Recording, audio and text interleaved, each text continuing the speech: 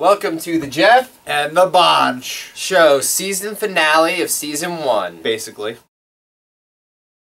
Historically, it's important what happened, but When the you game look at itself wasn't a great game. The history of, like, when you look back in, like, 20 years, you're going to think this game, how much this game changed people's legacies. I agree But with from that. the actual football game, not a great Super Bowl. Yeah, I mean, compare this to Steelers-Cardinals. Because, or yeah, close game, because that's a misconception. Close game does not necessarily mean good game. No. There was stretches of this game where there just wasn't a lot going on. Yeah.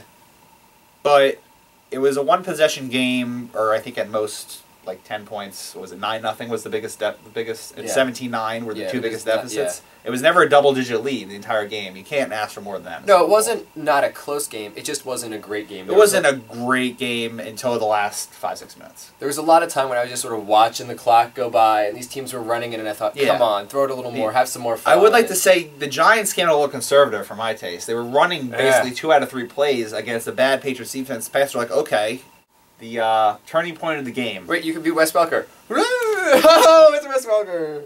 Where'd that go? Pick it up. Decided to be an idiot. All right. Show. Alright. Can't get it. Assuming he stays healthy, he's pretty much on the way to Canton now with 2 rings. I think he's a lock. 2 Super Bowl MVPs. He's pretty much a lock. Tom Coughlin, I would say the same thing. Because he was a good coach before the Super Bowls. So he has that resume as far as wins goes and playoff appearances. Well respected. Yes. Now he's got 2 wins, 2 Super Bowl wins. He's going to be in.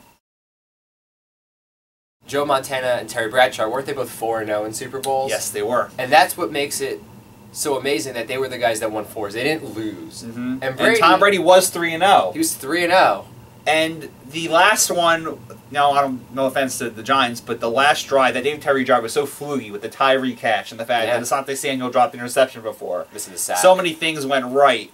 The fact there wasn't holding on the play, which 4 Patriots defensive line were being held, but that's besides the point. The point is that Super Bowl was kind of looked at as a fluke, I think, in Patriots Nation. Yeah. Up in Foxborough. They were like, okay, well, that was an accident. It's not going to happen again. And it just happened again. Yeah. And this one was a lot more legitimate win, I would say, than the last one. Yeah. Well, this time the better team did win. Yeah, I would agree. Absolutely. Yeah, the Marion Barber Award and the Alex Smith Award. Yes. I'm just going to say the Patriots offense as a whole, after they had a 17-9 lead, the receivers dropping passes, Tom Brady missing throws. After having a lead and multiple chances to put the game away, the Patriots could not find a way to do it. Yeah. I'm going to go to Rob Gronkowski. The reason I'm going to go to him is because the whole ankle business, don't know how bad it really affected him, but he still played in the game. Yeah. But he was out there the whole year. He was their guy. Yeah, but I'm not going to blame Ron Gronkowski for being injured. I'm not going to blame him for being injured. I'm going to blame him for stinking. Yes, but he stunk because he was hurt. He clearly couldn't run. He's so hurt. You saw him go out dancing after. Well, that's a different issue completely. Goes out. So he's not that hurt. He's not so hurt. He's at home with the poor ankle. Yeah. He's also not that upset, which means he really doesn't care. Yeah. From that standpoint, you don't care. From that standpoint, I mean, obviously, I'm taking that into consideration. Okay. If I want to go the GOAT of just the game, it's got to be Wes Welker because it all comes down to that one pass. Yeah, I mean, again, it wasn't a perfect throw. He doesn't deserve it, but he still should make the catch. Larry Fitzgerald makes that catch. So do Calvin Johnson makes that catch. So do all the NFL's best wide receivers. I'm going to say Hakeem Nicks makes that catch on the other side of the ball. The Alex Smith Award. Surprise, great performance. I would go, I mean, it wasn't a surprise, but I think Mario Manningham. I was going to say the same guy. Because, I'm not saying Mario Manningham is not a good player, because he is. But you knew that the Patriots were going to take away Victor Cruz and Hakeem Nicks. Those 2 guys were going to be the focus. You expected them to be good. Yes. And those 2 guys were going to be the focus of the Patriots defense. And Manningham was going to have relatively soft coverage all game. And that if he made a play, it could be the difference of the game, and that's what happened. Anyone who says he's going to the Redskins, sort of, my opinion, doesn't know football. Mike Shanahan cannot coexist with him. And why would he want to go to Washington? To play his brother twice a year? They have They have that. I didn't even think about that. That's a good point. He's not going to want to do that. They don't have an offensive line. They don't have any receivers. Like, why would you want to go to Washington? Arizona or Miami are good fits. nice weather, star wide receivers Yes. who can throw to. Oh my God, this guy. Peyton Manning throwing to him, records could be broken, folks. He could be really successful in either on either team. Well, if he goes to Arizona, he gets to play in Seattle, Yes. St. Louis, Yep. and San Francisco. He's got a nice home stadium with a roof. Some nice weather He's right got there. a great receiver. Whereas if he goes to Miami, Buffalo, New York, and New England, Yeah. playing those places in December is a lot tougher. We just came up with an idea. We thought it'd be fun if we had basically a running Super Bowl prediction throughout the entire season up to next year's Super Bowl. Yep, so until the... Basically, Yeah, I like that from idea. this week of the week after this year's Super Bowl, basically not every, I'm not going to say every show, but, you know, every Once in a while. few weeks. So that I could say, I was right week 2! I should have stuck with it! Yeah, and basically we'll have so we'll see how our Super Bowl picks progress based on, say, now, and then April, and August, and we'll say week 4 of the regular season. So the question is, right now, who would you pick to be in the Super Bowl next year? Ooh, goody goody. You can go first. Why do I have to go first? Because I'm thinking.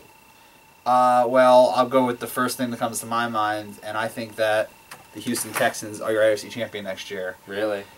In my opinion, they made the divisional round with T.J. Yates, and that was without Matt Schaub, without Mario Williams, who he's a free agent, he might not be back. But I assume that he's going to go back to Houston. The last 2 years, they've lost playoff games where they scored over 30 points. The defense hasn't shown up. But I think bringing in Steve Spagnuolo was a great hire.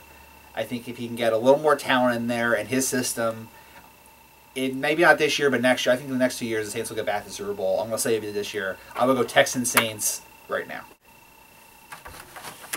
The Battle of Philadelphia! You're a fool. I'm not a fool. Not Philadelphia. Pennsylvania! You're a believer in the Dream Team? I'm not a believer in the Dream Team. I'm a believer in the Eagles this year. Last year was the Dream Team. Why this year? Why? Because LaShawn McCoy is a beast. Their defense is good. He's a beast last year. Yeah. Their defense has a terrible defensive coordinator who they kept on. Blah, blah, blah, blah. Their quarterback is good. Uh-huh. Michael Vick. Mm-hmm. And I'm taking the Pittsburgh Steelers. I have no problem with that. Taking the Steelers because I feel like they have 2 wide receivers that are just going to get better. That are really good already. Mendenhall had a bad year. He did. He had a bad year, but I could see him having a bounce back. He had a bad year because he had so many miles on him from the previous Super Bowl run. Yeah, so he was tired. I think he could be better. And that O-line has to improve. I mean, yeah. They didn't protect Ben Roethlisberger. There wasn't a great run blocking O-line. No. And with Big Ben, you've got one of the top quarterbacks. I'll take the Steelers, and I'll take the Eagles. All right. So official, was it February 8th, 9th? What's the date? It's February 9th. 9th. February 9th, predictions for next year's Super Bowl. Texans Saints. Eagles Steelers. I guarantee the Eagles pick is wrong right now. Guarantee it? I'm guaranteeing the Eagles not make the Super Bowl next year. Will you buy a Tim Tebow jersey if they do? I'd buy a ugly Eagles yellow and blue. Will you buy a Brent Selleck jersey? No.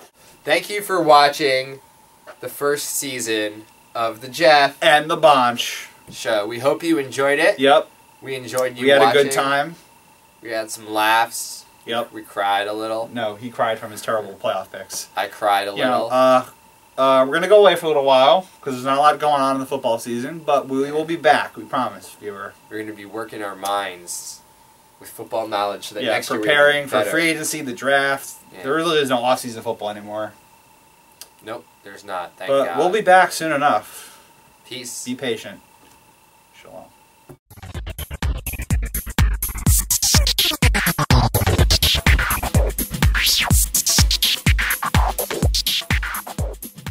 Yeah, see, I'm not going to pick easy to pick teams like you.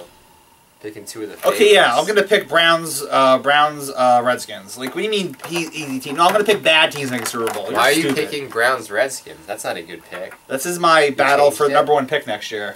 You changed it? No.